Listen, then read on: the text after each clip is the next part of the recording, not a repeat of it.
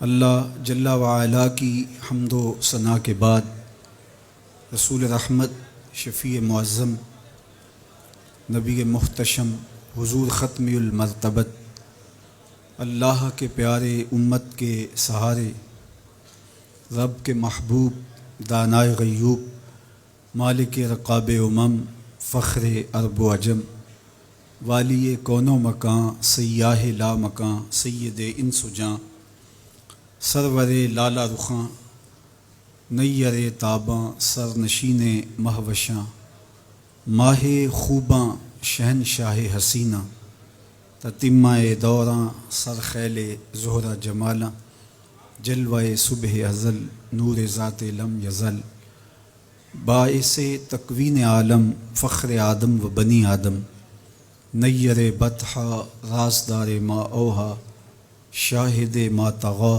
صاحب علم نشرہ، معصوم آمنہ احمد مجتبیٰ، حضرت محمد مصطفیٰ صلی اللہ علیہ وآلہ وسلم کے حضور ناز میں اپنی عقیدتوں، ارادتوں اور محبتوں کا خراج پیش کرنے کے بعد عالی مرتبت، ذی وقار علماء کرام، مہمانان محتشم، معزز حاضرین و حاضرات، ناظرین و ناظرات، السلام علیکم ورحمۃ اللہ وبرکاتہ۔ کتاب رحمت قرآن مجید نے ہمیں مخاطبت کرتے ہوئے ارشاد فرمایا، وَكَذَلِكَ جَعَلْنَاكُمْ أُمَّةً وَسَطًا، کہ ہم نے آپ کو امت وسط بنایا۔ تو دو چیزیں یہاں بیان فرمائی گئیں، ایک تو ہمارا نام، ہمارا تعارف، ہماری پہچان امت کے ذریعے سے کی گئی ہے کہ تم امت ہو، اور یہ وہ امت ہے جو میرے حضور نے جوڑی ہے۔ تنکا تنکا کر کے یہ گھونسلہ بنا، کوئی روم سے آیا، کوئی حبشے سے آیا، کوئی فارس سے آیا، کوئی مکے کا باسی تھا، کوئی مدینے کا رہائشی تھا، کوئی یمن سے سفر کرتا ہوا آن پہنچا، اور یہ ایک امت بنی۔ میرے حضور نے امت بنائی تھی، فرقے ہم نے بنائے ہیں، امت کو ٹکڑوں میں ہم نے بانٹا ہے۔ استاد ابراہیم ذوق نے کہا تھا، ہفتاد و دو فریق حسد کے عدد سے ہیں، اپنا یہ طریق کے باہر عدد سے ہیں۔ حسد کے عدد نکالو تو 72 بنتے ہیں۔ تو کہا کہ یہ حسد کا نتیجہ ہے کہ امت فرقہ فرقہ ہو گئی اور ٹکڑوں میں بٹ گئی۔ مجھے بتاؤ، جس نے امت جوڑی تھی اس کے قلب اطہر پہ کیا گزرتی ہوگی؟ گھر میں دو بیٹے آپس میں بولتے نہ ہوں تو باپ کے حلق سے نیچے لقمہ نہیں اترتا۔ جس کی امت فرقوں میں بٹ گئی، طائف کے بازاروں میں، مکے کی گلیوں میں،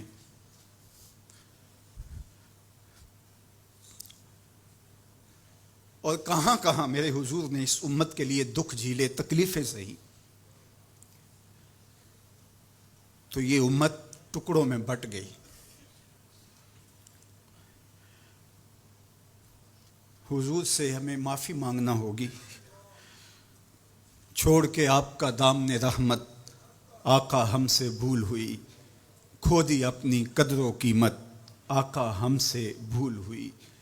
دیکھ ہماری آنکھ مچولی، اپنے سینے اپنی گولی، بھول گئے ہم درس اخوت، آقا ہم سے بھول ہوئی۔ بن گئے سیم و زر کے بندے، تن کے اجلے من کے گندے، لٹ گئی ہم سے فقر کی دولت، آقا ہم سے بھول ہوئی۔ دنیا کے ٹھکرائے ہوئے ہیں، تیرے در پہ آئے ہوئے ہیں، کھول دے اپنا باب رحمت، آقا ہم سے بھول ہوئی۔ ہم سے غلطی ہوئی کہ ہم ٹکڑوں میں بٹ گئے، ہم گروہوں میں بٹ گئے، اور اس کا نتیجہ کیا ہے؟ آج پوری امت زخم زخم ہے، پوری امت لہو لہو ہے۔ کہا تمہاری ہوا اکھڑ جائے گی اگر تم نے حبل اللہ کو چھوڑ دیا، اللہ کی رسی کو چھوڑ دیا، تم نے رسول کے دامن کو ترک کر دیا، تم گروہی تقسیمات پہ یقین رکھنے لگے، تم نے 1.5 اینٹ کی مسجد کھڑی کر لی، تم تقسیم در تقسیم کے عمل سے گزرتے رہے، تم امت سے فرقوں سے جماعتیں، جماعتوں سے لابیاں، اور لڑکتے لڑکتے تم ٹکڑے ٹکڑے ہو گئے، تم کرچی کرچی ہو گئے، تو پھر تمہاری ہوا اکھڑ جائے گی، دنیا میں تمہاری کوئی عزت نہیں رہے گی۔ آج حضور کے قلب اطہر پہ کیا گزرتی ہوگی جب شام کی بچیوں کے منہ پہ تماچے مارے جاتے ہیں، جب بغداد میں حضور کی امت خانمہ برباد نظر آتی ہے، جب برما میں آری لے کر کے اعضاء کاٹ دیے جاتے ہیں، جب دشت لیلہ سے لے کے کندھار تک اور غزہ سے لے کے کشمیر تک لاشیں ہی لاشیں بکھری ہوئی نظر آتی ہیں، بستی بستی، کریا کریا، صحرا صحرا خون، بستی بستی، کریا کریا، صحرا صحرا خون، امت والے امت کا ہے کتنا سستا خون، امت والے امت کا ہے کتنا سستا خون۔ شام، قدس، کشمیر اور برما، کس کس کا احوال کہوں؟ شام، قدس، کشمیر اور برما، کس کس کا احوال کہوں؟ ہر سو زخمی، ہر سو لاشیں، ہر سو بہتا خون، امت والے امت کا ہے کتنا سستا خون، امت والے امت کا ہے کتنا سستا خون۔ آج امت لہو لہو ہے، اس پوری کائنات میں 1 انچ بھی جگہ ایسی نہیں ہے جہاں آتش و آہن برستا ہو اور وہ کفار کی سرزمین ہو۔ جہاں بھی خون بہتا ہے وہ بستی مسلمانوں کی ہے، جہاں لاشیں گرتے ہیں وہ گھر مسلمانوں کا ہے، جہاں عصمتیں لٹتی ہیں وہ خطہ مسلمانوں کا ہے۔ یہ ہمارے گناہوں کی سزا ہے جو ہم کاٹنے پہ مجبور ہیں، اور جب تک ہم امت نہیں بنتے تب تک رسوائیاں ہمارا مقدر ہوں گی اور ذلت ہمارا مقسوم ہے جب تک ہم ان کے دامن سے نہیں جڑ جاتے۔ قوت عشق سے جب دہر میں اجالا نہیں ہوتا تو پستیوں کو بلندیوں سے بدلنے کا کرینہ آپ نہیں سیکھ سکتے۔ نام محمد کو تھام کر کے، امت کی وحدت کے تصور کو اجاگر کر کے، حضور کا پاکیزہ وجود جو امت کی وحدت کا ضامن ہے، اس سے بے لوث محبت کا رشتہ اور الفت کا ربط جب تک مضبوط نہیں ہوتا تب تک ہم ان مشکلات سے کبھی بھی نہیں نکل سکتے۔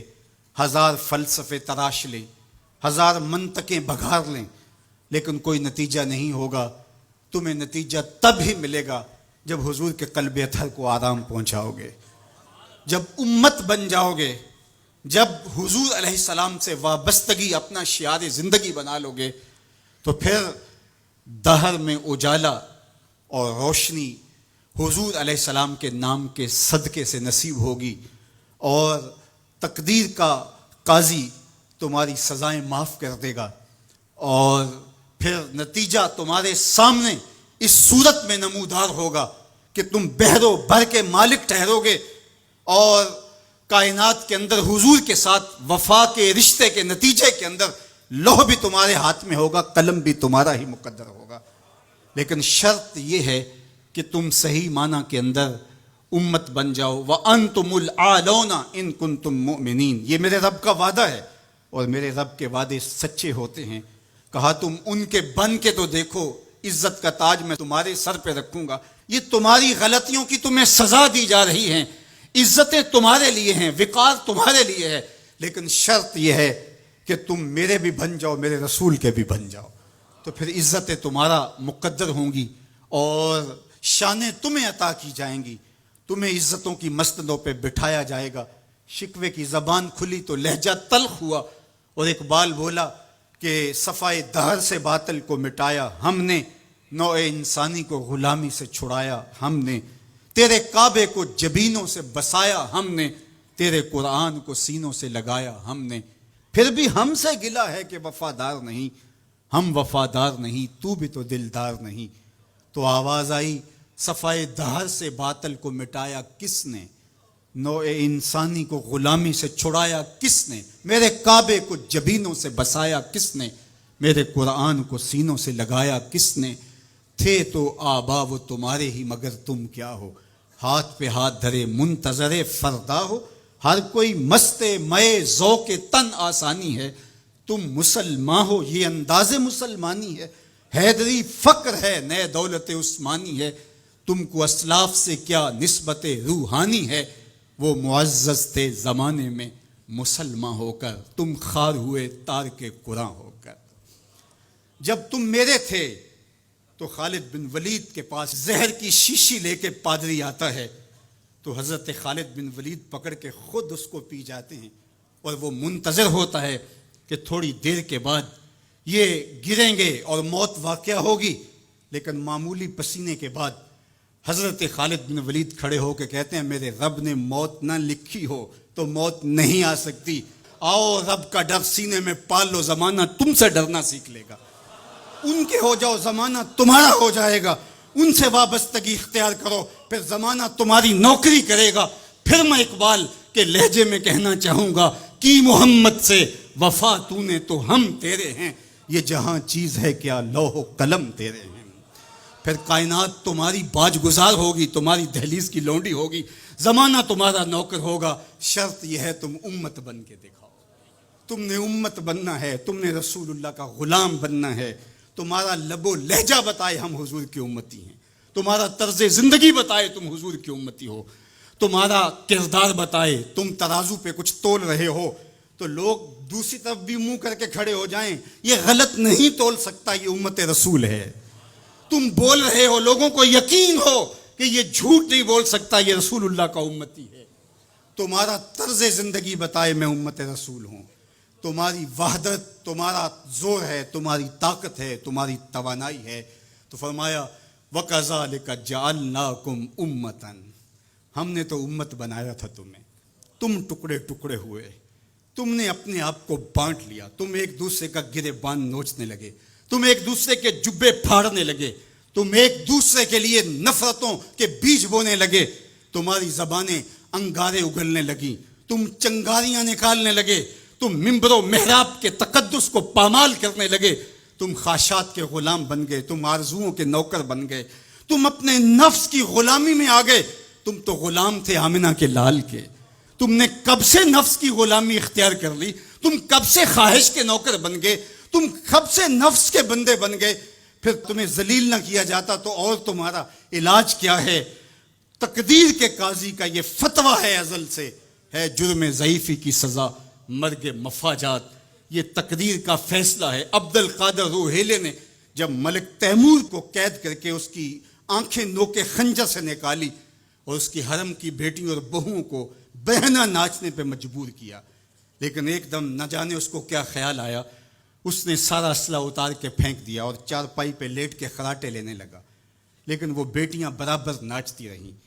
تو عبد القادر روحیلہ کھڑا ہوا اور اس نے کہا کہ میں ایک سپاہی ہوں اور اس حالت کے اندر اسلحہ اتار کے خراٹے لینے لگ جانا یہ ایک سپاہی کی شان کے لائق نہیں ہوتا، یہ میرا تکلف تھا، یہ میری بناوٹ تھی، مجھے خیال آ گیا کہ میں نے بہت زیادتی کی ہے اور میں یوں لیٹا، میرا خیال تھا کہ تیمور کی کوئی بیٹی میرے ہی خنجر سے میرا گلا چیر دے گی، لیکن اس کے باوجود تم برابر ناچتی رہیں، حمیت نام تھا جس کا گئی تیمور کے گھر سے۔ اس نے کہا کہ اب میں حق بجانب ہوں جو میں نے آپ کے ساتھ کیا، اس لیے کہ میرے خنجر کو پڑا ہوا دیکھ کے اور مجھے خراٹے لیتے ہوئے دیکھنے کے باوجود بھی جب تم ناچ رہی ہو تو پھر میں نے غلط نہیں کیا، تمہارا علاج یہی تھا، جب ہماری بیٹیاں غیروں کے نرغے میں ہوں، جب ہمارے گلے چیرے جا رہے ہوں، جب شام اجڑ رہا ہو، جب برما میں آریوں کے ساتھ انسانی اعضاء کاٹے جا رہے ہوں، جب بغداد کے اندر اس امت کی شہزادیاں بھیک مانگنے پہ مجبور ہوں، تو مجھے بتاؤ اس زمانے میں بھی ہم ایک دوسرے کے گریبان نوچیں گے؟ تو پھر جو ہمارے ساتھ ہو رہا ہے یہ ہماری سزا تھی، ہمیں امت بنایا گیا تھا، ہم نفس کے غلام بن گئے، ہم خواہشات کے نوکر بن گئے۔ تو میرے رب نے کہا وَكَذَلِكَ جَعَلْنَاكُمْ أُمَّةً، دوسری بات وسطا، تمہیں امت وسط بنایا۔ امت وسط اس کے 3 معنی امام قرطبی نے کیے ہیں، باعظمت امت، با کمال امت، اور تیسرا معنی معتدل امت۔ عظمت کے جس معراج پہ تمہیں بٹھایا تھا وہ کسی اور کا مقصوم نہیں تھا۔ جعلت لی الارض مسجدا، پوری کائنات کو تمہارے لیے مسجد بنا دیا گیا، تمہیں یہ عزت دی۔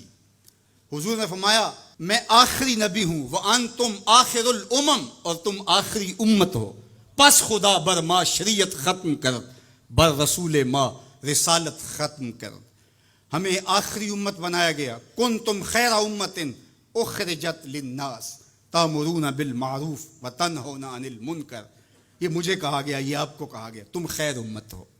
ذرا گریبان میں جھانک کر کے دیکھیں، مجھے کہا گیا میں خیر ہوں، آپ کو کہا گیا خیر ہوں، یار یہ نسبت میرے حضور کی ہے۔ تو تم خیر سے جڑے ہو، تم بھی خیر بن گئے ہو، تم خیر امت ہو، تمہیں عزتوں کی مسند دی گئی، جو معراج، جو مقام، جو مرتبہ، جو رفعت تمہیں دیا گیا وہ کسی اور کا مقصوم نہیں ہے، تم خیر امت قرار پائے۔ اللہ اکبر۔ تو کہا اس سے مراد باعظمت امت ہے۔ دوسرا معنی با کمال امت، جو عزت، جو شرف، جو مرتبہ، جو مقام تمہیں دیا گیا، جو کمال، عروج اور بانکپن تمہارا مقصوم ہے، وہ کسی اور امت کا مقصوم نہیں ہے۔ حضور نے ارشاد فرمایا ایک بندہ صبح سے لے کر کے ظہر تک مزدوری کرتا ہے، اس کو ایک قیراط دیا جاتا ہے۔ ایک ظہر سے لے کر عصر تک مزدوری کرتا ہے، اس کا وقت تھوڑا ہے لیکن مزدوری اس کو بھی ایک قیراط دی جاتی ہے۔ اور تیسرا شخص عصر سے لے کر مغرب تک مزدوری کرتا ہے، دونوں سے کم تھوڑا وقت لگاتا ہے لیکن اس کو 2 قیراط دیے جاتے ہیں۔ فرمایا پہلی مثال یہود کی ہے، دوسری مثال نصارہ کی، اور تیسری مثال میری امت کی ہے۔ تھوڑے عمل پر زیادہ اجر رکھا گیا۔ من جاء بالحسنۃ فلہ عشر امثالھا، ایک نیکی کرو گے 10 کا ثواب ملے گا۔ یہ اس امت کو اعزاز دیا گیا، یہ امت کو تکریم دی گئی۔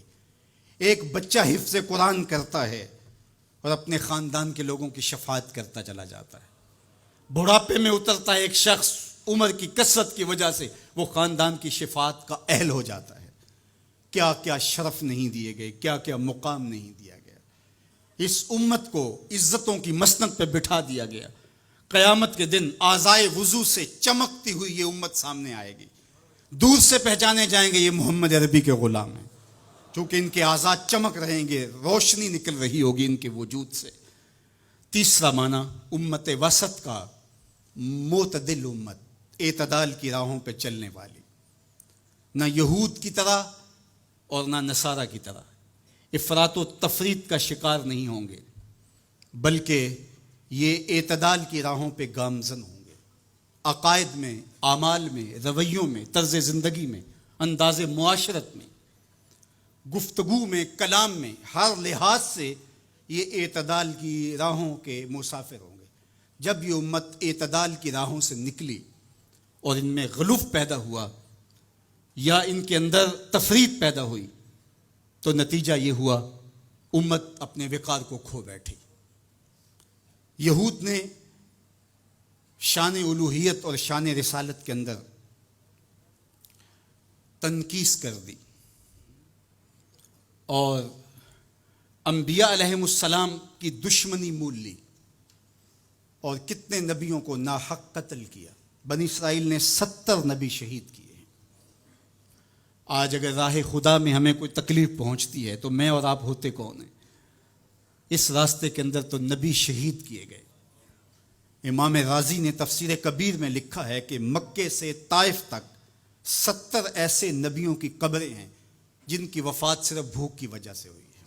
یہ دین یوں ہی ہمارے تک نہیں پہنچا، یہ قدریں ہمارے تک یوں ہی نہیں پہنچی، ہمارے اسلاف کی قربانیوں کا نتیجہ ہے۔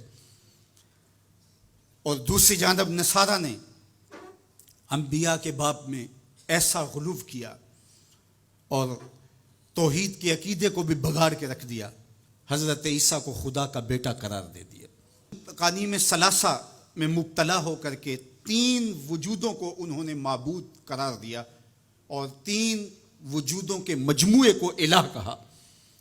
افراط اور تفریط کی راہوں پہ گامزن ہونے والے گمراہیوں کا شکار ہوئے، لیکن مجھے میرے دین نے، میرے اسلام نے جو عقیدہ دیا وہ صراط مستقیم کا عقیدہ دیا۔ اور ہر روز ہر نمازی ہر نماز کی ہر رکعت میں اصالتاً یا وکالتاً یہ کہتا ہے اہدنا الصراط المستقیم۔ یہ اتنی ضرورت ہے ہماری کہ اللہ سے مستقیم راہ مانگے کہ چونکہ دونوں جانب لڑکنے کے اندیشے لمحہ لمحہ موجود ہیں، پھر اس کو اجالنے کے لیے آگے کہہ دیا کہ غیر المغضوب علیہم ولا الضالین، یعنی نہ تو گمراہوں کا راستہ اور نہ جن پر تیرا غضب ہوا ان کا راستہ، نہ افراط نہ تفریط کی راہ۔ مالک مجھے مستقیم راہوں کا مسافر رکھنا، سیدھی راہ پہ گامزن رکھنا، کیونکہ سیدھی راہ پہ گامزن ہونا ہی ہدایت کی علامت ہے۔ جب ترازو کے دونوں پلڑے برابر رہتے ہیں تو اس کو عدل کہتے ہیں، اسی سے اعتدال نکلا ہے۔ کوئی پلڑا جھکا نہیں تو عدل کا نظم خراب نہیں ہوا۔ تم لمحہ لمحہ عدل کی راہوں پہ گامزن رہو گے، اپنا محاسبہ کرتے رہو گے، اپنے عقائد کا محاسبہ کرتے رہو گے، تمہارے عقائد میں خرابی نہیں آنی چاہیے۔ تمہارے 3 بنیادی عقیدے ہیں، عقیدہ توحید، عقیدہ رسالت اور عقیدہ آخرت۔ ان عقیدوں میں کبھی بھی بگاڑ نہ آنے دینا۔ اللہ جل شانہ کی جو شانیں ہیں، اللہ کی جو عظمت ہے، وہ تمہارے رگ و ریشہ میں ہر وقت اس کا رعب اور اس کی خشیت موجود رہنی چاہیے۔ انبیاء علیہ السلام کی عظمتوں کے باوجود کہیں ایسا نہ ہو کہ تمہارے عقیدوں کے اندر خرابی آئے اور تم کہیں غلو کا شکار ہو جاؤ، جس طرح کہ نصارہ نے کیا۔ اللہ کی شانیں، اللہ کی عظمتیں وراء الورا ہیں۔ اور پھر دوسری بات، کہیں ایسا نہ ہو کہ توحید کے نشے میں تم انبیاء کی تکثیر کرنے لگ جاؤ اور نبی کی شان تمہارے لیے تکلیف کا سبب بننے لگ جائیں۔ شاید اس سے توحید میں کوئی فرق آتا ہے۔ میاں توحید میں فرق نبی کی عظمت سے کیسے آئے گا؟ اس لیے کہ نبی کو عظمت دینے والا تو میرا رب ہی ہے۔ وَرَفَعْنَا لَكَ ذِكْرَكَ۔ اور پھر تیسری بات، عقیدہ آخرت۔ آخرت کا عقیدہ یہ ہے کہ ہم نے اس دنیا پر بیٹھ نہیں رہنا، بہرحال اللہ کی طرف سے جو اس کے علم میں متعین ہماری زندگی ہے اس کو گزارنے کے بعد ہم نے یہاں سے رخصت ہونا ہے۔ وہ ہم جوانی میں چلے جائیں، ہم بڑھاپے میں چلے جائیں، یا ارذل العمر کے بعد ہم اس دنیا سے رخصت ہوں، یا بچپن میں چلے جائیں، یہ ہمارے علم میں نہیں ہے، یہ امر ہم سے مخفی رکھا گیا، یہ اللہ کی حکمت ہے۔ لیکن یہ طے شدہ ہے کہ ہم نے یہاں بیٹھ نہیں رہنا، اور جب یہاں سے جانا ہے تو ایک دوسرا جہاں ہمارے لیے منتظر ہے، اور وہاں ہم نے ایک ایک عمل کا حساب دینا ہے۔ ثم لتسألن یومئذ عن النعیم۔ اس دن ایک ایک عمل کے بارے میں پوچھا جائے گا۔ اللہ اگر چاہے تو ہم سے گرفت کر لے، اور اگر چاہے تو اپنے کرم سے معاف کر دے۔ اگر وہ معاف کرنا چاہے تو کوئی پوچھ نہیں سکتا کہ اتنا بڑا پاپی اور مجرم تھا، اسے معاف کیوں کیا گیا۔ اور اگر وہ گرفت کرنا چاہے تو کسی کو حق نہیں ہے کہ وہ یہ کہہ سکے کہ مجھے گرفت کیوں کی گئی۔ تو ایمان بیم و رجا کے درمیان ہے۔ الایمان بین الخوف والرجا، ایمان خوف اور امید کی درمیانی کیفیت میں ہے۔ ڈر بھی لگا رہے، دھڑکا بھی لگا رہے، اور امید کے چراغ بھی بجھنے نہ پائے۔ فضل دی آس ہے مینوں تے نالے ڈر بھی آندا ہے۔ فضل کی امید بھی رہے لیکن خوف بھی طاری رہے، پکڑا بھی جا سکتا ہوں، گرفت بھی ہو سکتی ہے، اس کی پکڑ بھی بڑی سخت ہے۔ ان بطش ربک لشدید، تیرے رب کی پکڑ بہت سخت ہے۔ جب وہ پکڑتا ہے تو پھر کوئی اس سے اپنے آپ کو چھڑوا نہیں سکتا۔ اللہ اکبر۔ تو اس کی پکڑ کا خوف بھی رہے، لیکن وہ کریم بھی ہے، وہ معاف کرنا چاہے۔ ما یفعل اللہ بعذابکم، وہ تمہیں عذاب دے کے کیا کرے گا؟ اگر تم اس کا شکر کرنا سیکھ جاؤ تو وہ تو تمہارا رب ہے، وہ تمہیں عذاب دے کے کیا کرے گا؟ تو امید بھی روشن رہے، اور خوف بھی طاری رہے۔ تمہید الایمان کے اندر شیخ عبدالحق محدث دہلوی علیہ رحمہ حضرت سیدنا عمر رضی اللہ تعالیٰ عنہ کا قول بیان کرتے ہیں کہ وہ فرماتے ہیں کہ اگر مجھے یہ پتہ چلے کہ سارے لوگ جنت میں جائیں گے، ایک شخص جہنمی ہوگا، تو میں ڈرتا ہوں کہیں وہ ایک میں ہی نہ ہو جاؤں۔ اور اگر مجھے یہ پتہ چلے کہ سارے لوگ جہنم میں جائیں گے اور ایک ہی جنت میں جائے گا، تو مجھے امید ہوگی شاید وہ ایک میں ہی ہو جاؤں۔ اور ہم کہتے ہیں فلاں اگر جنت میں چلا گیا، فلاں اگر بخشا گیا تو میں بھی چلا جاؤں گا۔ ہم نے اپنی آخرت دوسرے سے جوڑ دی، فلاں بخشا گیا تو میں بھی بخشا جاؤں گا۔ وہ کہتے ہیں اگر سارے جنت میں جائیں، یہ خبر ہو کہ ایک نے جہنم میں جانا ہے، تو میں ڈرتا ہوں کہیں وہ ایک میں ہی نہ ہو جاؤں، وہ میں ہی نہ پھنس جاؤں۔ ایک بچہ تھا، گھر سے روتا ہوا نکل گیا اور جنگلوں کے اندر آنسو بہاتا ہے۔ کوئی درویش ملا، اس نے کہا کیا ہوا؟ کہا مجھے اللہ سے بڑا ڈر لگتا ہے۔ میرے حضرت قبلہ خواجہ محمد یعقوب مصطفیٰ رحمۃ اللہ تعالی علیہ، آپ کے یہاں نشان پڑ گئے تھے رو رو کے، ان کی ہڈیوں میں درد بھرا ہوا تھا، یہاں رو رو کے نشان پڑ گئے تھے۔ تو یہاں ایک بزرگ ہوتے تھے، انتقال کر گئے۔ وہ کہتے ہیں ایک دن میں گیا تو انہوں نے دونوں اپنے گھٹنے کھڑے کیے تھے اور اپنی باہیں اس کے گرد لپیٹی ہوئی تھیں اور ایسے سر جھکایا تھا۔ تو میں نے جا کے سلام کیا تو انہوں نے سر اٹھایا تو وہ رو رہے تھے۔ تو میں نے کہا کہ آپ اتنا روتے کیوں ہیں؟ تو وہ کہتے ہیں کہ ان کے انداز نے میرے اندر درد بھر دیا۔ انہوں نے ایسے سر اٹھایا اور کہا اس سے ڈر آتا ہے، اس سے ڈر آتا ہے۔ کرم دی آس ہے مینوں تے نالے ڈر بھی آندا ہے، فضل دی آس ہے مینوں تے نالے ڈر بھی آندا ہے۔ یہ امید کہ میری بخشش و مغفرت ہو، اور یہ خوف کہ اگر میں پکڑا گیا تو وہ بچہ رو رہا تھا۔ تو اس فقیر نے پوچھا بیٹے کیوں رو رہے؟ کہ اللہ کا ڈر آتا ہے۔ تو کہا تمہارے دامن پہ تو گناہ ہی نہیں۔ کہتے ہیں بڑے کی عزت اس لیے کرو کہ اس کی نیکیاں زیادہ ہوں گی، اور چھوٹے کی تکریم اور شفقت اس لیے کرو اس کے دامن پہ گناہ نہیں ہے۔ اللہ اکبر۔ ہم لوگوں کے گناہ دیکھتے ہیں اور اپنی خوبیاں دیکھتے ہیں۔ صوفیاء کا ایک جملہ ذہن کی تختی پہ لکھ لیجئے، جب عیب دیکھنے کا شوق آئے وہ کہتے ہیں اپنے اندر اتر جاؤ، اور جب خوبیاں دیکھنے کا شوق آئے تو دوسروں کو دیکھو، دوسروں کو دیکھو، کسی کے اندر کوئی خوبی، کسی کے اندر کوئی خوبی۔ تو کہا کہ اللہ سے ڈر آتا ہے۔ تو کہا کہ بیٹے تم نے تو گناہ ہی کوئی نہیں کیے۔ تو کہا آج میں نے عجیب ماجرا دیکھا جس نے مجھے گھر سے نکال دیا۔ کہا کیا؟ کہا کہ میری ماں کھانا پکانے کے لیے چولہے میں آگ جلانے لگی، تو اس نے لکڑیاں رکھی، تو لکڑیوں کو آگ نہیں لگ رہی تھی، تو اس نے چھوٹی چھوٹی لکڑیاں توڑ کے پہلے نیچے رکھی اور پھر ان کو آگ لگائی، ان کو آگ لگی تو پھر بڑی لکڑیوں کو بھی لگی۔ تو میں روتا ہوا گھر سے بھاگ آیا ہوں جنگل میں، کہیں ایسا نہ ہو کہ قیامت کے دن بڑے بڑے مجرموں کو آگ نہ لگے تو چھوٹے چھوٹوں کو رکھ دیا جائے۔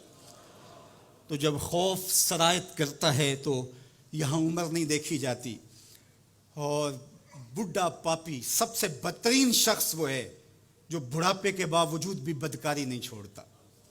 کہتے ہیں جب کوئی بندہ 40 سال کا ہوتا ہے پھر اس کا عذر باقی نہیں رہتا، 40 سال تک اس کا عذر باقی رہتا ہے، لیکن جب 40 سال کا ہو جائے، اب سن کہولت میں آ گیا، اب اگر وہ گناہ کرتا ہے تو کوئی عذر نہیں ہے۔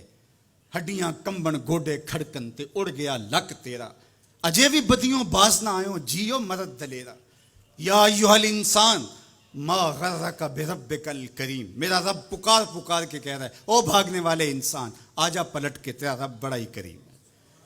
میں یہ بات 100 بار کہی، میرے سننے والے مجھ سے 1000 بار سن چکے، لیکن لفظوں کی چاشنی اور امید کی ایسی جگمگاتی کرنیں روشن ہوتی ہیں کہ دل میں چراغاں ہو جاتا ہے، اور جب میں یہ بول رہا ہوتا ہوں تو میرے اندر پھل جھڑیاں پھوٹ رہی ہوتی ہیں، اور اللہ کے تشکر کے اندر درد کی کیفیت بھی پیدا ہو رہی ہوتی ہے کہ وہ رحمت بھرے لہجے میں پکار کے کہہ رہے سرکش کو، متمرد کو، باغی کو جو اس کی دہلیز چھوڑ کے بھاگ گیا، او بھاگنے والے آجا پلٹ کے، تیرا رب بڑا ہی کریم ہے۔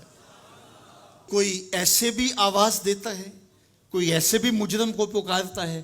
یہاں رک کے میں ایک اور جملہ بھی کہنا چاہتا ہوں۔ اعتدال میں حقوق اللہ اور حقوق العباد کی جو لوگوں نے تقسیم کی اور اس کا اپنا معنی متعین کیا، وہ ایک مشہور تو ہے لیکن حقیقتاً وہ معنی متعین نہیں ہے۔ اللہ کے حق فائق ہیں مخلوق کے حق سے۔ عمومی طور پہ کہا جاتا ہے یار حقوق اللہ کی خیر ہے، بس حقوق العباد کا خیال رکھو۔ یہ عمومی بات کہی جاتی ہے. تو یہ بات اچھی طرح ذہن نشین کر رہے ہیں. یہ بھی آپ کے اعمال میں اور آپ کی افکار میں اور آپ کے نظریات میں غلو پیدا ہو گیا کہ آپ نے اللہ کے حق کو کمتر سمجھ لیا اور مخلوق کے حق کو غالب سمجھ لیا. ایسا نہیں ہے. اللہ کے حق سب سے زیادہ ہیں. اللہ تعالیٰ قرآن مجید میں ایک موقع پر ارشاد فرمایا وَمَا قَدَرُ اللَّهَ حَقَّ قَدْرِهِ. انہوں نے اللہ کی قدر کا حق ہی ادا نہیں کیا. وہ تمہارا خالق لگتا ہے. خالق کے بڑھ کے حق کس کے زیادہ ہو سکتی؟ تو جو مختلف روایات کے اندر حقوق العباد کی طرف توجہ دلائے گی تو اس کا مطلب یہ ہے، مفہوم یہ ہے کہ اللہ تو کریم ہے، وہ معاف کر دے گا، بندہ تو معاف نہیں کرے گا. بالخصوص قیامت کے دن جب پھنس گیا اور اس کی اپنی بدعمالیاں بھی اس کے پاس ہوئیں اور کسی نے اس کا حق غصب کیا ہوا ہوگا تو پھر کیا ہوگا؟ اب وہ تو خود پھنسا ہوا ہے تو وہ کبھی نہیں چھوڑے گا.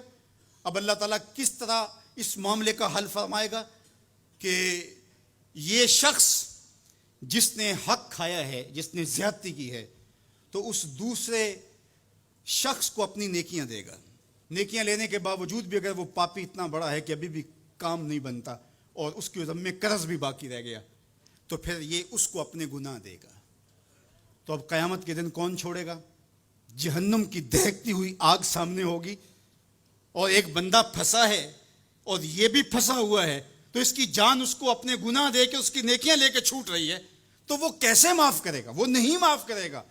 اس لیے اس معنی کے اندر کہا کہ حقوق العباد میں کوتاہی نہ کرنا، اس لیے کہ اس کی معافی نہیں کرے گا. وہ اس کے پاس ایک چیز ہاتھ لگ جائے گی وہ تو غنیمت سمجھے گا. تو اس کا یہ مطلب بھی کہیں نہیں ہے کہ بندے کے حق کہیں غالب اور زیادہ ہیں، اللہ کے حق کم ہیں. جو حق بندے کا اللہ پر ہے، اللہ نے تو پیدا کیا ہے. الذی خلقک فسواک فعدلک.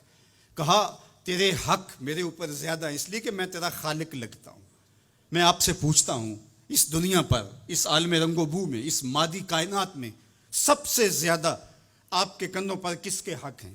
تو آپ سب کہیں گے ماں کے حق. حضور سے بھی پوچھا گیا من ابرو، حضور میں سب سے زیادہ کس کے ساتھ حسن سلوک کروں؟ یہ حضور سے سوال کیا گیا تو میرے آقا کریم نے فرمایا امک، اپنی ماں کے ساتھ. تو اس نے پھر دوبارہ سوال کیا، پھر حضور نے فرمایا کہ اپنی ماں کے ساتھ. پھر کہا حضور میں سب سے زیادہ نیکی کس سے کروں؟ میری نیکیوں کا، میرے حسن سلوک کا سب سے زیادہ حقدار کون ہے؟ تو آقا کریم نے فرمایا امک، تیری ماں. تو پھر اس نے چوتھی مرتبہ کہا تو حضور نے فرمایا تیرا باپ. تو 3 مرتبہ حضور نے ماں کا ذکر کیا. علماء نے یہاں لکھا کہ والد اولاد کی تربیت کرنے کے لیے مشقت سہتا ہے، کمائی کرتا ہے، یہ ایک مرحلہ ہے اس کا. ماں 9 ماہ تک اس کو اپنے پیٹ میں رکھتی ہے، ایک مرحلہ یہ. پھر ولادت کا دوسرا مرحلہ، زچہ بچہ دونوں کے لیے موت و حیات کی کشمکش ہے. اور تیسرا مرحلہ اس کی تربیت کا جس طرح باپ شامل ہوتا ہے. تو ماں کے 3 حق بیان کیے اور باپ کا ایک حق بیان کیا. مجھے بتاؤ وہ ماں اور وہ باپ جو اولاد کو اپنی آنکھوں کا تارا اور نور نظر کہتی ہے، کیا اس کے حق ساری زندگی بھی کوئی لگا رہے تو ادا کر سکتا ہے؟ کسی نے کہا کہ میں نے ماں کو اپنے کندھوں پہ اٹھا کے حج کروایا اور موسم میں حدت اور گرمی اتنی تھی کہ اگر گوشت کا ٹکڑا زمین پہ پتھر پہ ڈال دیا جاتا تو وہ بھن کے کباب بن جاتا. کیا میں نے اپنی ماں کا حق ادا کر دیا؟ کہا تیری ولادت کے وقت جو اس نے تکلیف سہی، اس تکلیف کے ایک جھٹکے کا حق بھی ادا نہیں ہوا. یہ تیری ماں ہے. کیا تو اتنی بے وفا ہو گئی ہے کہ اس ماں کی مرضی اب تیری مرضی نہیں رہی؟ وہ باپ جس کی ہڈیاں بھی درد کر رہی ہیں اور وہ مزدوروں والے اڈے پہ بیٹھا ہے اور جب کوئی مزدور لینے آتا ہے تو اس سے صحیح طرح سے اٹھا بھی نہیں جاتا، پھر بھی کلی والا ڈبہ اٹھا کے آگے بڑھتا ہے اور مزدور لینے والے شخص کے ساتھ لپٹ کے چمٹ کے کہتا ہے کہ بابو مجھے لے جاؤ، 10 روپے کم دے دینا، میں نے اپنی بیٹی کی کالج کی فیس دینی ہے. وہ باپ جس کی ہڈیاں دکھ رہی ہیں اور جا کے دیوار پر کلی کر رہا ہے، اس کی کمائی سے کالج میں پڑھنے والی بیٹی کو ایک خاتون ایک سجے ہوئے دفتر میں بٹھاتی ہے اور کہتے تو پدر شاہی نظام کے خلاف بغاوت کر، تیرا جسم تو تیری مرضی ہونی چاہیے، باپ ہوتا کون ہے؟ وہ بیٹی اس کے منہ پہ تھپڑ مارے، وہ کلی کر کے میرا پیٹ پالتا رہا اور میری فیسیں ادا کرتا رہا، میں تو اپنے بدن اور اپنی زندگی کی ایک ایک سانس بھی اپنے باپ کے نام کر دوں، حق پھر بھی ادا نہیں ہو سکتا ہے. میرا باپ میری تعلیم کا ضامن ہے، میری زندگی کا ضامن ہے، میری عزت اور آبرو کا پہرے دار ہے۔ اللہ اکبر، معاشرہ بدل گیا، حالات کے تیور تبدیل ہو گئے، بغاوتیں بھر گئیں، وفاؤں نے دم توڑ دیا۔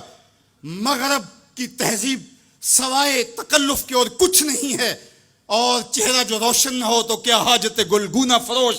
نئی تہذیب تکلف کے سوا کچھ بھی نہیں ہے۔ یہ مغربی تہذیب کی یلغار نے مرد آوارہ، بیکار و زن کمار باش کیا معاشرہ تخلیق کیا جا رہا ہے۔ میرے حضور کے غلاموں، آؤ ہم نے دین حضور سے لینا ہے، اور یہ سارے چونچلے اور یہ ساری مغربی وظیفہ خور تنظیمیں یہ دم توڑ کے رہ جائیں گی۔ اس کائنات کے اندر اور اس وطن کے اندر جھنڈا لہرائے گا تو محمد عربی کے نظام کا ہی لہرائے گا انشاءاللہ۔ ہم حضور کے دین کو کھڑا کرنے کے لیے اور حضور کے نظم کو غالب کرنے کے لیے اپنی زندگی کے ایک ایک سانس کو حضور کے نام وقف کریں گے۔ میری زندگی کا مقصد تیرے دین کی سرفرازی، میں اسی لیے مسلمان، میں اسی لیے نمازی۔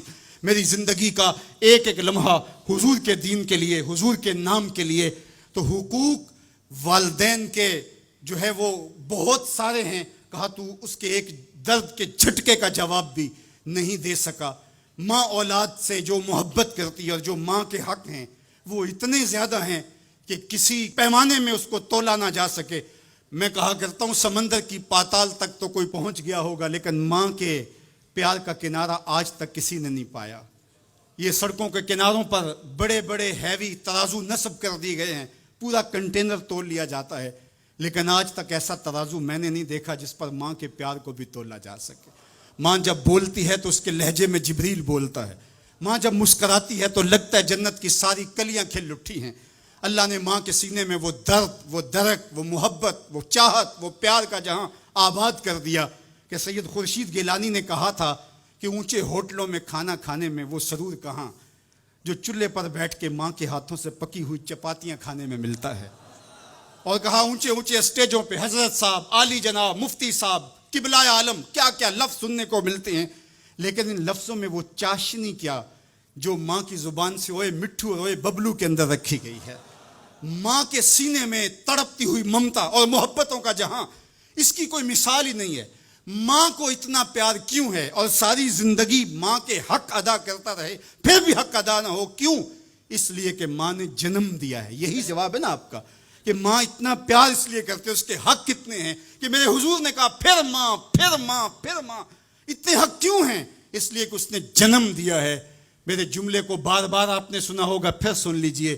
جس نے جنم دیا ہے اس کو اتنا پیار ہے اور اس کے اتنے حق ہیں، تو جس نے خلق کیا ہے اس کو کتنا پیار ہوگا اور اس کے کتنے حق ہوں گے۔ تو اللہ کے حق غالب ہیں۔ تو یہ جو حقوق العباد کی تلقین کی جاتی ہے تو اس کا مفہوم یہ ہے کہ اس کی معافی نہیں ہوگی۔ انسان ہے، نہیں معاف کرے گا، وہ کریم ہے، معاف کر دے گا۔ تو اس کا یہ مطلب کبھی بھی نہیں نکلتا کہ جو ہے وہ اللہ کے حق کوئی کمزور ہے اور مخلوق کے حق غالب ہیں۔ ہمارے اوپر سب سے بڑا حق ہمارے اللہ کا ہے، پھر رسول اللہ کے حق ہیں، پھر اس کے بعد ہماری ماں کے، ہمارے باپ کے، ہمارے مرشدوں کے، ہمارے استاد۔ ہم احسان فراموش لوگ نہیں ہیں، ہم جس کا بھی حق ہو اس کو پورا کرتے۔ مولا کائنات سیدنا علی المرتضیٰ فرماتے ہیں جس نے مجھے ایک حرف بھی پڑھایا اس نے مجھے اپنا غلام بنا لیا۔ ہم تھوڑی سی عزت ملنے پر آنکھیں سر پہ نہیں رکھ لینے والے لوگ، ہم احسان فراموش نہیں ہیں کہ کبھی باپ کو پدر شاہی نظام کے ساتھ مسترد کریں، کبھی ماں کے چہرے پہ لات مار دیں کہ تم کون ہوتی ہو میری زندگی میں مداخلت کرنے والی۔ ہم تو رشتہ بھی کرنا ہوتا ہے تو بوڑھی دادی امی سے بھی پوچھتے ہیں، جب تک وہ ہاں نہیں کرتی تو گھر کے اندر ماحول ہی نہیں بنتا ہے۔ ہمارا دین، ہمارا کلچر، ہماری تہذیب، ہمارا تمدن ہمیں یہ سکھاتا ہے لیسا منا من لم یرحم صغیرنا ولم یوقر کبیرنا، جو چھوٹوں کے ساتھ شفقت سے پیش نہیں آتا اور بڑوں کے ساتھ جو ہے وہ توقیر سے پیش نہیں آتا۔ میرے حضور نے فرمایا میرے ساتھ اس کا کوئی تعلق، کوئی ربط، کوئی رشتہ نہیں ہے۔ تو ہمارا دین تو ہمیں یہی سکھاتا ہے۔ تو بیم اور رجا کے درمیان ہمیں یہ سکھایا گیا۔ بات احترام کی چلی تو عقیدوں کے اندر جب غلوف پیدا ہوتا ہے تو اغیار کی سازشوں کا ہم نادیدہ اور دیدہ طور پہ شکار ہو جاتے ہیں۔ اقبال نے آج سے صدیوں قبل یہ بات جو ہے وہ ہونے والے حادثات کی نشاندہی کرتے ہوئے اپنے زمانے میں کہا تھا کہ تو کہ نشناسی خفیراز جلی ہوشیار باش، اے گرفتار ابو بکر و علی ہوشیار باش. کہا تو نہیں جانتا کہ تیرے ساتھ کیا کھیل کھیلا جا رہا ہے. ابو بکر اور علی کو آپس میں مقابل کھڑا کرنے والے ہوشیار ہو جا. یہ غیار کی سازش ہے. یہ دونوں کرنیں سینہ محمد عربی کی ہیں. ابو بکر بھی حضور کے ہیں، علی بھی حضور کے ہیں، عثمان بھی حضور کے ہیں، اصحاب بھی رسول کے ہیں، اہل بیت بھی حضور کے ہیں. ہم ان کی چوکھٹ کے فقیر بھی ہیں اور ان کے در کے بھی غلام ہیں. ہم تو غلام ابن غلام ہیں. ہمیں تو ان کی وساطت سے دین ملا ہے. ہم ایک کا نام لے کر کے دوسرے کی نفی نہیں کر سکتے. اللہ کے محبوب علیہ الصلوۃ والسلام نے حضرت سیدنا علی المرتضیٰ کو دیکھا اور فرمایا، مسند امام احمد بن حنبل نے اس کو روایت کیا، نہج البلاغہ میں موجود ہے. سیدنا علی المرتضیٰ فرماتے حضور نے میرے بارے فرمایا، یہلک فی رجلان محب مفرط و مبغض. علی تیرے معاملے میں آ کے دو لوگ برباد ہوں گے. تیرا معاملہ حضرت عیسیٰ والا معاملہ ہے. ایک نے حضرت عیسیٰ سے بغض رکھا اور ان کی ماں پہ تہمت لگا دی، اور ایک نے حضرت عیسیٰ سے اتنی محبت کی انہیں ابن اللہ کہہ دیا. دونوں گمراہ ہو گئے. فرمایا تیرا معاملہ بھی حضرت عیسیٰ کا ہے.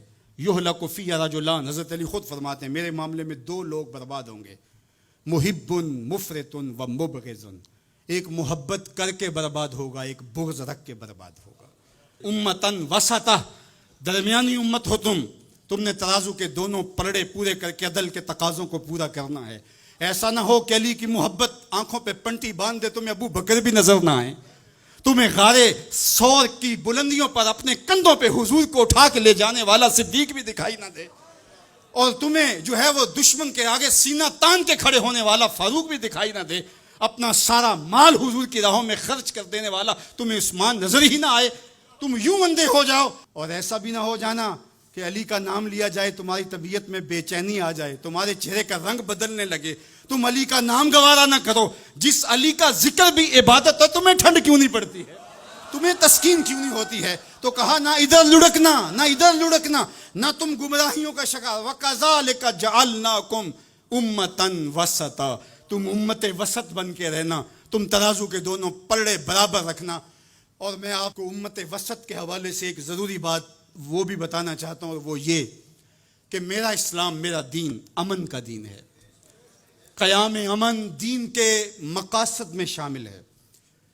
لیکن دوسری جانب اگر دشمن کی سرکوبی کے بغیر راستے نہ نکلتے ہوں تو اسلام کہتا ہے گھوڑے تیار رکھو. اسلام کہتا ہے تمہاری تیغ براں اس کے سر کو کاٹتی ہوئی آگے بڑھ جائے، تم ان کے جوڑ پہ مارو.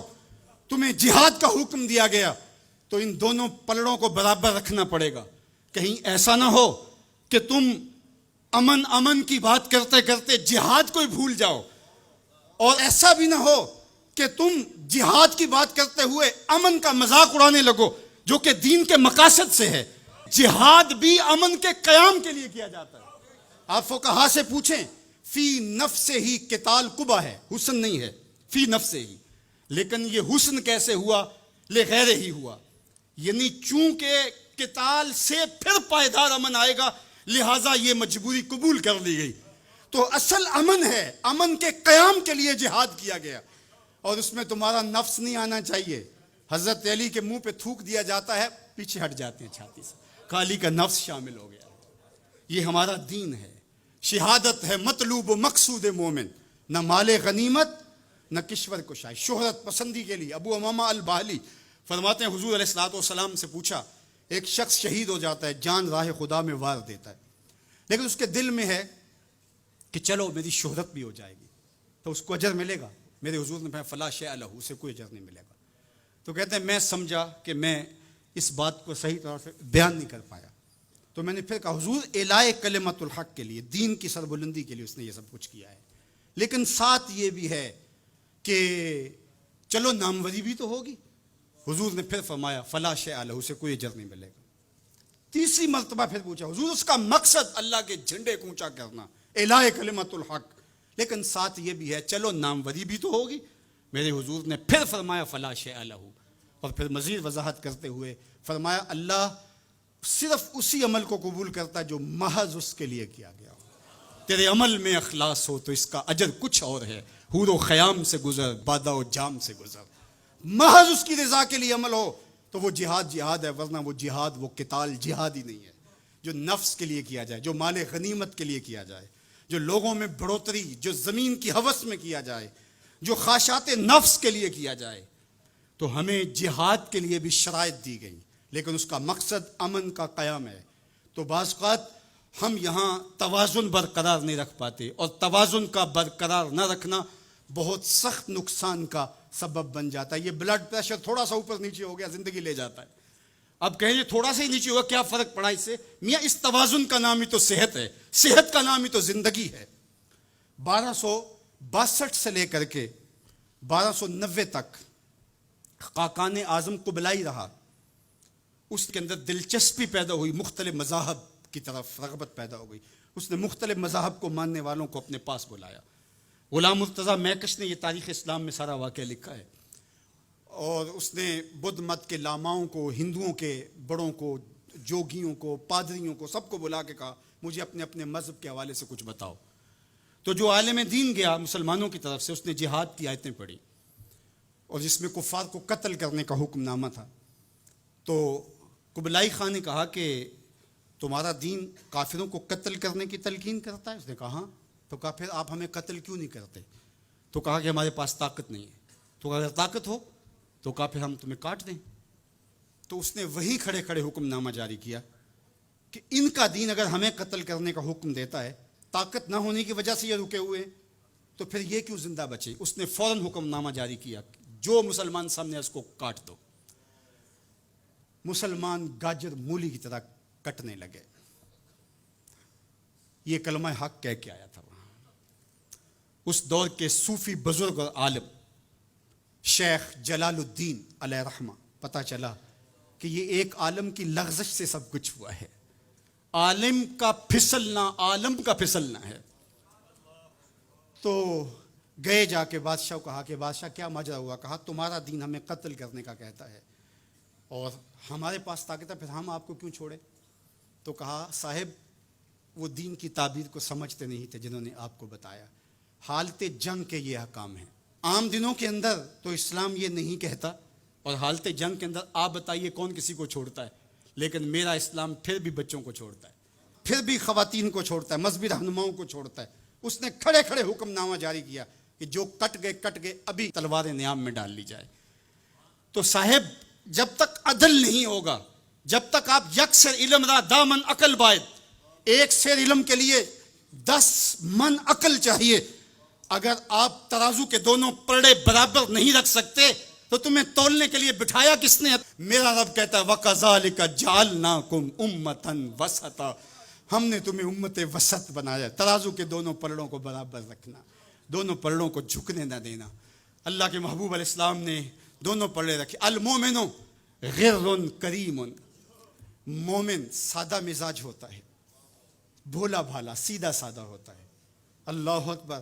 اب مومن کا سیدھا سادہ ہونا یہ کہیں ایسا ہی نہ ہو کہ لوگ اس کو دعوے لگاتے رہیں۔ کہا فطرتاً تو ایسا ہی ہوتا ہے، اس کی طبع ہے کہ وہ اعتبار کر لیتا ہے، لیکن دوسرے مقام پہ کہا بیلنس بھی کر لو۔ میرے حضور نے ارشاد فرمایا لا یلدغ المؤمن من جوہر واحد مرتين، مومن ایک ہی بل سے 2 مرتبہ ڈنگ نہیں کھاتا۔ اگرچہ وہ چالاک نہیں ہے لیکن زیرک ضرور ہے، اگرچہ وہ مکار نہیں ہے لیکن بصیرت کا نور اللہ نے اس کے سینے میں رکھا ہے۔ کہا اس کی فراست قلبی سے ڈرو، وہ اللہ کے دیے ہوئے نور سے دیکھتا ہے، اس کو اللہ نے چراغاں دی ہے، اللہ نے اس کو روشنی عطا کی ہے۔ عمومی طور پہ کہا جاتا ہے یہ دنیا والے ہیں، یہ دین والے ہیں، اور یہ 2 تقسیمات کر دی جاتی۔ یہ تقسیمات ہمارا دین ہمیں نہیں سکھاتا ہے۔ دونوں پلڑے برابر رکھو، دنیا بھی اور دین بھی۔ اصل دنیا کیا ہے؟ ملا رومی بولے چیز دنیا از خدا غافل بدن، دنیا ہے کیا؟ خدا سے غافل ہونے کا نام دنیا ہے۔ وہ آپ چاہے ممبر پہ بیٹھ کے غافل ہیں یا دکان پہ بیٹھ کے غافل ہیں، وہ آپ دنیا داری کر رہے ہیں۔ یہاں مقصد لوگوں کے دل اپنی طرف موڑنا، لوگوں کی جیبیں ڈھیلی کرنا، لوگوں میں اپنے آپ کو محبوب اور اپنے آپ کو جو ہے وہ لوگوں کا مقصود بنانا، اپنے بت کو تراشتے رہنا کہ لوگ پوجا پاٹ کرتے رہیں۔ یہ ممبر پہ دکانداری ہو رہی ہے، اور دوسرا دکان پہ بیٹھا ہے لیکن سچ کا دامن نہیں چھوڑتا۔ میرے حضور نے فرمایا سچا تاجر قیامت کے دن پیغمبروں کے ساتھ اٹھایا جائے گا۔ تو دنیا اور دین یہ دونوں ساتھ ساتھ چلتے ہیں۔ تو دین اور دنیا 2 الگ الگ خانے نہیں ہیں۔ اسلام ترک دنیا سے روکتا ہے لیکن گھر کے دنیا سے بھی بچنے کی تلقین کرتا ہے. رہبانیت کا درس بھی نہیں دیتا. لا رہبانیت فی الاسلام. اسلام میں رہبانیت نام کی کوئی چیز نہیں ہے کہ تم گھر بار چھوڑ دو, تم بستی چھوڑ دو, تم کوہ غار کی زندگی اختیار کرو. اسلام کا یہ مزاج نہیں ہے. ابھی بات ہو رہی تھی, حضور نے مواخات قائم کیے مدینہ المنورہ میں, 2 مرتبہ قائم کیے. ایک دفعہ حضور نے مکے میں قائم کیے تھوڑے صحابہ کے درمیان. اور مواخات مدینہ یہ کائنات کا ایک انوکھا باب ہے, اور یہ ایک الگ مضمون اور عنوان ہے کہ 2 افراد کو, ایک انصار لیا اور ایک مہاجر لیا, اور حضور نے ان کے درمیان مواخات قائم کر دی. تو حضرت ابو درداء اور حضرت سلمان فارسی کے درمیان حضور نے مواخات قائم کی. تو جن کے ساتھ بھائی چارہ تھا وہ پھر حال پوچھنے جاتے تھے کہ میرے بھائی کو پریشانی تو نہیں ہے. تو حضرت سلمان فارسی گئے حضرت ابو درداء کے گھر, تو دیکھا کہ حضرت ابو درداء کی بیوی وہ عام سے کپڑوں میں تھی. تو انہوں نے کہا کہ میری بہن یہ کیا ماجرا, میلے کچیلے واجبی سے کپڑے. تو کہا کہ تمہارے بھائی کو دنیا کے ساتھ کوئی رغبت نہیں ہے, عورت آراستہ ہو. حضور نے فرمایا کہ عورت کی خوبیاں بیان کی کہ بہترین عورت وہ ہے جب اس کا شوہر دیکھے اس کو تو اسے خوش کر دے. وہ اس کا لباس اور طرز زندگی ایسا ہو کہ مرد کے لیے مسرت, خوشی اور سرشاری کا ذریعہ ہو, تاکہ اس کی نظر یکسو رہے اور اس کے خیالات پر آگندہ نہ ہوں, اس کی سوچوں میں آوارگی نہ آنے پائے. تو کہا کہ تمہارے بھائی کو رغبت ہی نہیں ہے دنیا کے ساتھ, اس لیے مجھے اس کی کوئی ضرورت نہیں ہوتی. خیر حضرت ابو درداء آئے تو کھانا لائے. تو حضرت سلمان فارسی نے کہا کہ آپ بھی کھائیے. کہا میں روزے سے ہوں. کہا کہ میں تو نہیں کھاؤں گا جب تک آپ نہیں کھائیں گے. تو نفلی روزہ مہمان کے لیے توڑا جا سکتا ہے.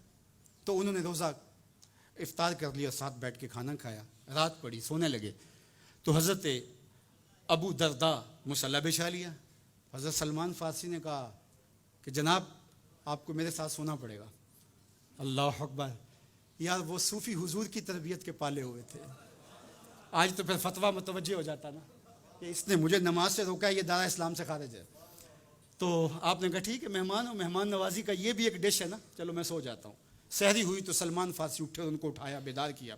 تہجد پڑھی دونوں نے. اور پھر حضرت سلمان فارسی نے کہا کہ تمہارا میں نے عمل دیکھا, تمہاری بیوی کے کپڑے میلے کچیلے تھے, تم نے روزہ رکھا ہوا تھا اور رات تم قیام کرتے ہو.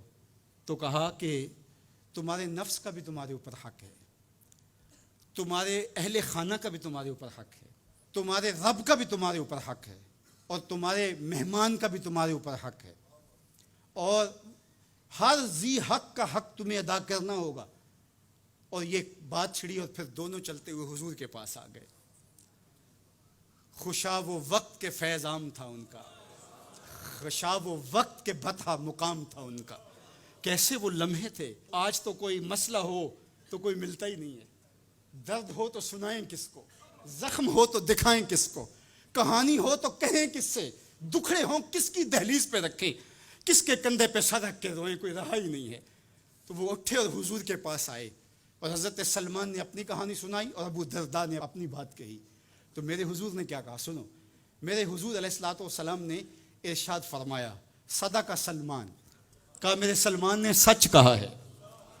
تو ہمارا دین ہمیں یہ کہتا ہے کہ تمہاری زندگیاں خوبصورت ہو, رب کا حق بھی ادا کرو. اور حضور نے ایک شخص کو دیکھا وہ سخت کمزور ہے.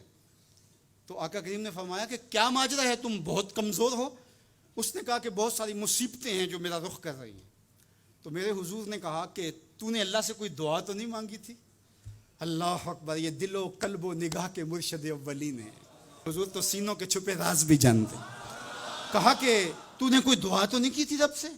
کہا جی حضور میں نے اللہ سے دعا کی تھی. کیا دعا مانگی؟ کہا میں نے اللہ سے کہا مالک جو بھی تکلیفیں ہیں مصیبتیں ہیں وہ آخرت کے حصے کی بھی دنیا پہ بھیج دے تاکہ یہیں فارغ ہو کے جاؤں, آخرت میری صاف ہو جائے.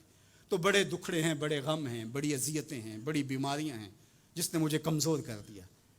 تو بظاہر بڑی اچھی بھلی بات تھی کہ سارے دکھڑے دنیا پہ لے لی, آخرت صاف کر لی.